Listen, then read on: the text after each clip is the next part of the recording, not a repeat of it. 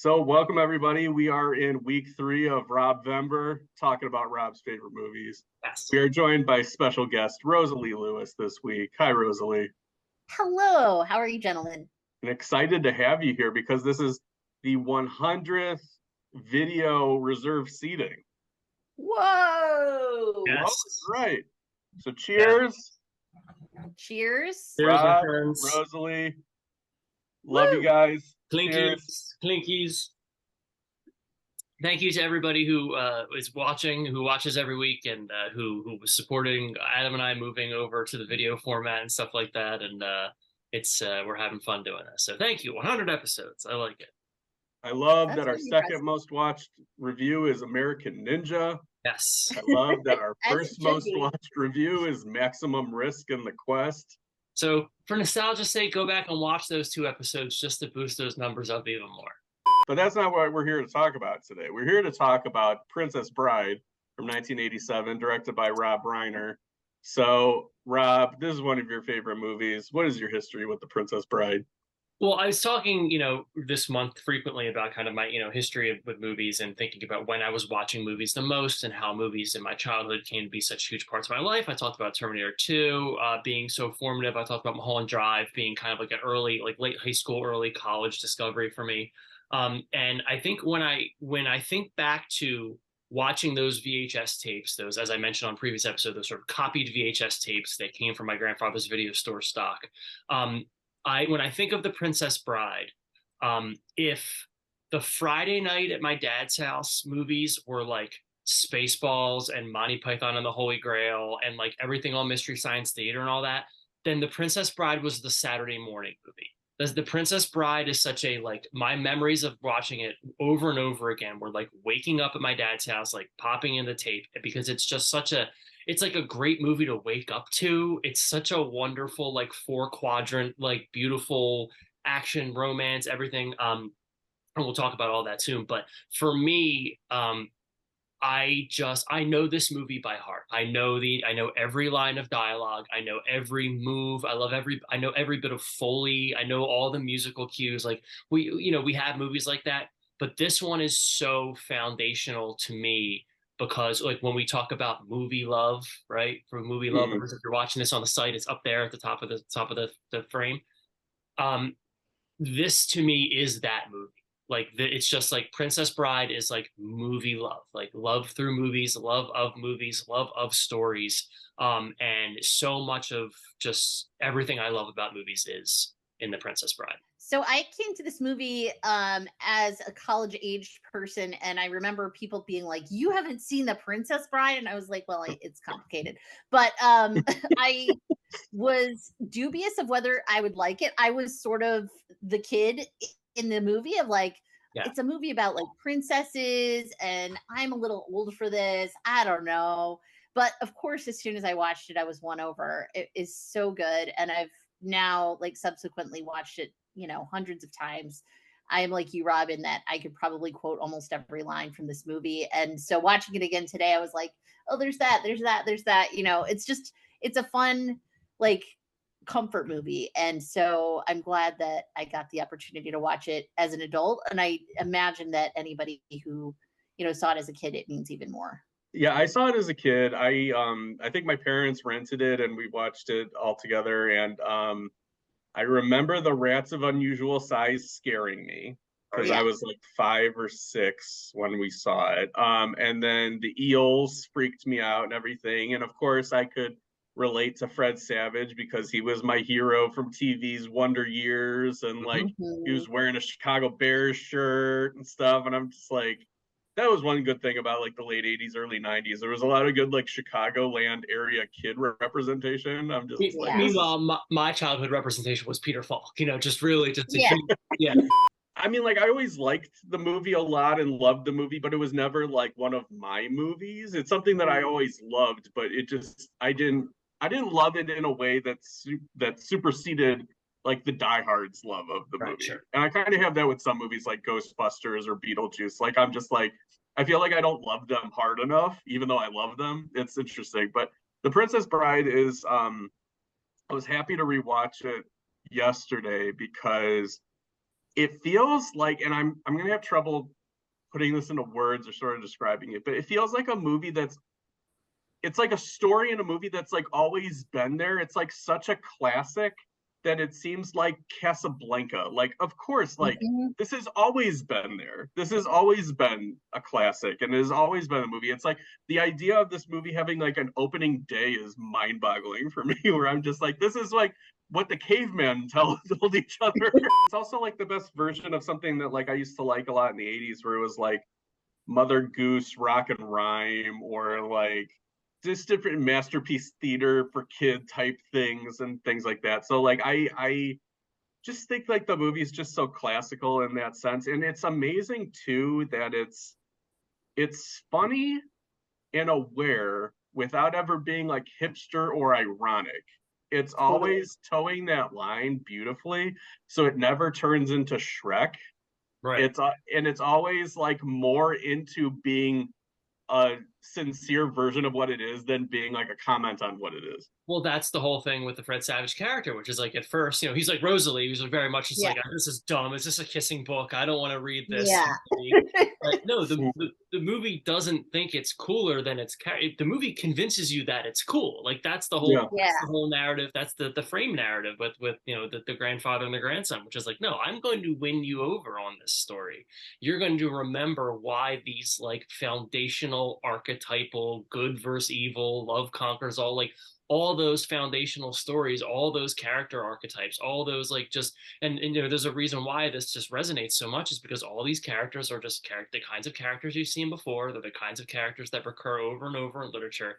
But you put them all together and it's just beautiful like cocktail of, again, just like romance and action. And like I was talking to some students the other day about like Bollywood films, and I was explaining like why one of the reasons why I love a lot of Indian like cinema is like because they're all the movies. Like it's like there's a romance and there's a dance and there's a battle and there's a this, there's a song and there's a and then like Princess Bride is every story. You know what I mean? You get Yeah. everything you need in one story, and that's why I think it's just so. I just think that's why it will just last. It's one of those, like you said, Adam. It's one of those instant classics.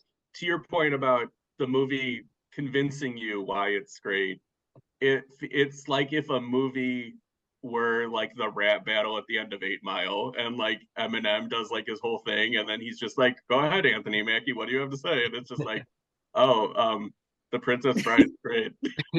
So I think my favorite moment, I mean, there's so many great moments, but one of my favorite moments in the framing story part is the section where the screeching eels or the shrieking eels are trying to get the princess. And the grandpa cuts in and he's like, the princess does not die at this time. And he's like, wait, what? And he's been so caught up in the story that grandpa thinks he needs to comfort him a little bit. And I just love that little touch because it seems like something that a grown up would do. And I think those little breaks in the artificial world of the princess kind of like make it more real in a weird way. It's just such like a great roster of characters. It's like a hangout movie, like nobody's business. And I kind of he's a fun actor to kind of goof on a little bit because he's so all over the place with dialects. But Carrie Elways is just it might be like if you were gonna make like a top 10 list of most perfectly cast parts, like it's unbelievable. And he's so well supported by, you could also put on that list like Mandy Patinkin as Inigo Montoya, and then Andre the Giant's so good. Like I don't have anything eloquent to say about Princess Bride. It's just like, Yeah, it's just so much fun. again, I'm having a hard time with it too because it's like I don't even really know what to say about the Princess Bride because it's the goddamn Princess Bride. You know what I mean? Yeah, and that's Exactly. kind of like what makes it so special is like the movie's cotton candy, but it's the best cotton candy anyone's ever been made, or anyone's ever been made. But then when you ask them, it's like, well, how'd you make this? And it's just like love. It's Right. like, I mean, it's exactly. like, how do you explain it? Yeah. It's a movie that I feel like could have suffered from getting memed to death because there's a million quotable lines in it. Yeah. And there are movies like that. I mean, I think about Napoleon Dynamite. That's a movie that for me, I liked so much when I first watched it, but I haven't gone back to it just because it was so ubiquitous for so long. Right. You can still get Vote for Pedro t-shirts at Walmart, right? So I feel like this movie could have been in danger of that. And I'm curious to know why you all think it has survived the you killed my father, prepare to die of it all. But I think that's the sincerity that we were speaking to before. You know what I mean? Like with Yeah. the Napoleon Dynamite, there's that ironic hipster kind of like, isn't it funny that he's this way? Like this movie is just so stone cold sincere and like dares you to love it. And like Yeah. like this is the kind of thing where there's the kid in the corner making fun of the Princess Bride. It's like, dude, what's wrong with you? Like, why would Yeah. if I'm, by the way, if you see me looking this way, I have I'm looking at my Princess Bride poster. I'm I love scanning it. I'm scanning the credits. I'm like thinking, I'm trying to find like people to talk about. We talk about the movie being like so incredibly well cast. I always think about Andre the Giant in this Hmm. movie, about how like we talk about like lightning in a bottle, just like right place, right person, right time.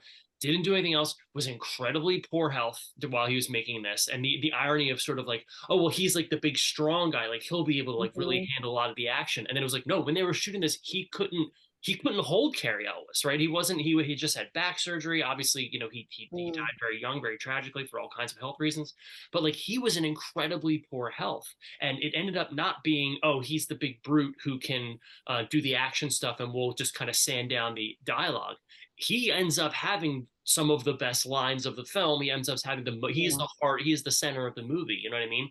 But it's like the shark not working in Jaws.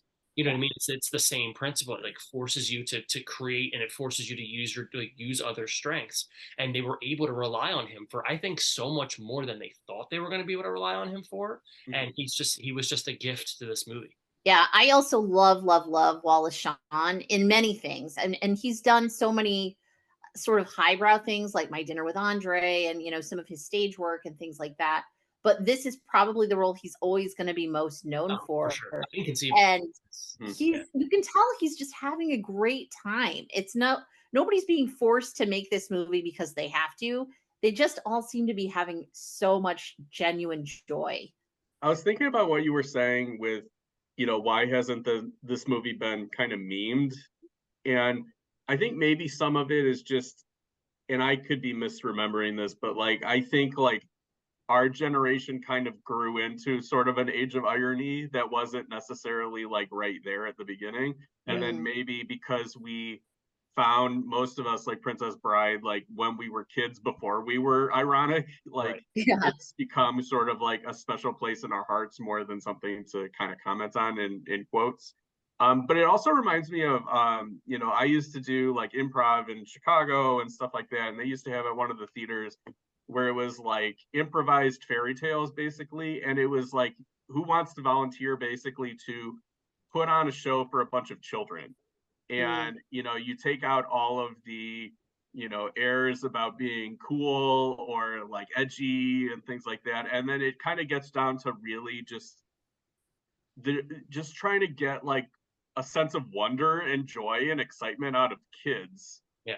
And it comes from like a really pure place where like you don't mhm, have really much in the way of an angle other than you want to um, give a good experience to like an impressionable audience. And I feel like that's in a weird way what Rob Reiner and William Goldman did with this, which is just like maybe it's, and I don't remember because I was 5, but it's like maybe we hear so much about the consumerism and like yuppie culture of the late 80s and excess and stuff like that.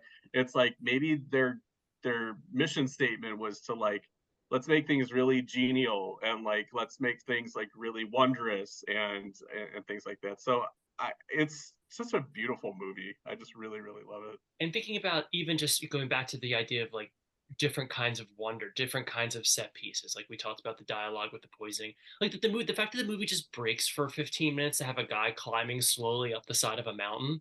You know what I That's mean? really Like, funny.